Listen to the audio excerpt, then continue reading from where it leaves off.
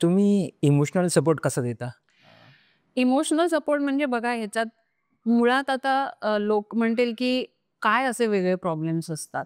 हं, अ, मग ते तर डिव्होर्सी लोकांना पण असेल नाही, मग there is a huge difference. हं. कारण जेव्हा तुम्ही डिव्होर्स घेता आणि तुम्ही सेपरेट झालेले असता किंवा तुम्ही एका स्पेसिफिक एजच्या पलीकडे जाता आणि तुम्ही सेपरेट झालेले असता, तेव्हा तुमचा कुठेतरी ऍक्सेप्टन्स इथे असतो राइट, की that is by your on choice. Right. किंवा ओल्ड एज मधनं जेव्हा डेथ होते तेव्हा इथे कुठेतरी वी आर प्रिपेअर्ड हं, की होऊ शकतं एक जण कोणतरी मागे राहणार, एक जण कोणतरी अ, जाणार. हं, पण अशा केसमध्ये जिथे सडन डेथ होते आणि हं. जेव्हा एखादा जो मागे राहिलेला असतो तो प्रिपेअर्डच नसतो मुळात हे ऍक्सेप्ट करायला. बरोबर.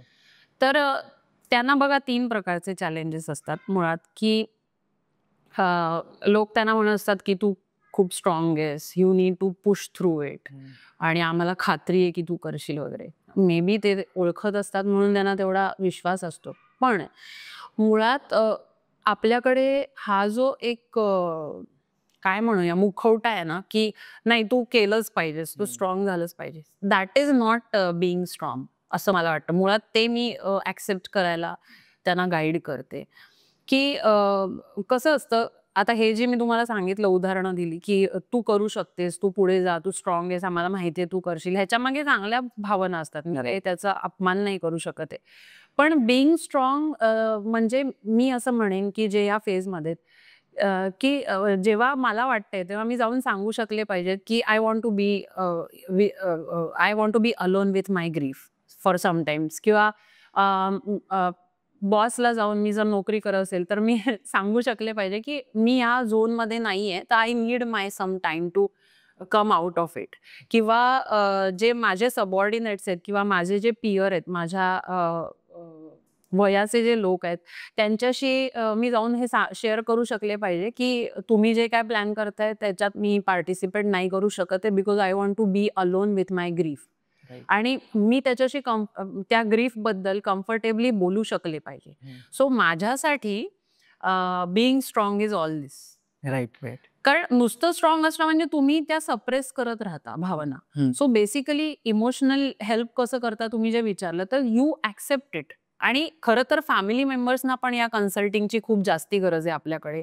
कारण गृहीत धरतात, की हां, आता झालंय, मग आता काय? मग आता तुला तर करायलाच लागणार.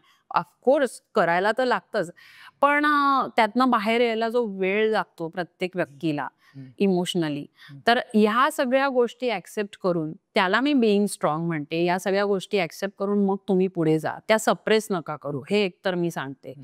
त्याच्यानंतर दुसरा प्रॉब्लेम खरं तर खूप प्रॉब्लेम आहे. पण मेन जे मी काही ॲड्रेस करते, जे आपण इथे कव्हर करूया आता, ते म्हणजे की एक विचित्र प्रकारचं चॅलेंज असू शकतं अशासाठी, की जे खूप यंग एजमध्ये वैधव्य ज्यांना येतं, त्यांच्यासाठी आपल्या नवऱ्याची किंवा बायकोची डेथ ही पहिलीच डेथ असू शकते बघितलेली, पूर्ण आयुष्यातली. असं पण असू शकतं, की आई आहे, वडील आहे, सगळं व्यवस्थित आहे आणि अचानक स्पाउसच गेला.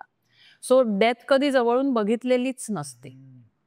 कशी असते, काय करायचं असतं, माहितीच नसतं ना. कारण राइट. नॉर्मली आपल्याकडे जे ओल्ड एज आपल्या आजी-आजोबा किंवा आणि कोणाची डेथ होते, ते सगळं हँडल करायला एकतर पुरुष असतात हं. मोस्टली पुढे जाऊन सगळं करायला.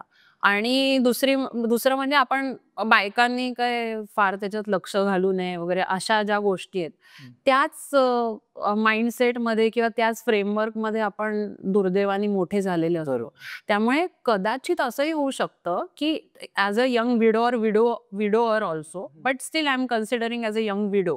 हं. कारण पुरुषांना थोडी सवय असते या सगळ्या गोष्टी करण्याची. तर पहिलीच अशी वेळ असू शकते, की तुम्ही क्लोज एवढी कोणाची तरी डेथ बघितली. राइट. सो ते कसं डायजेस्ट करायचं? हं, हं, सो त्याच्यासाठी काही टेक्निक्स असतात डेफिनेटली, हं. जी आपण इलॅबोरेटिव्ह जे वर्कशॉप्स घेतो त्याच्यामध्ये बरीच टेक्निक्स आहेत, which are not related to psychology of course. Okay. जे कन्सल्टिंगशी रिलेटेड आहे, इमेज कन्सल्टिंगशी, त्याच्याशी संबंधित काही टेक्निक्स असतात, जी मी घेते. हं.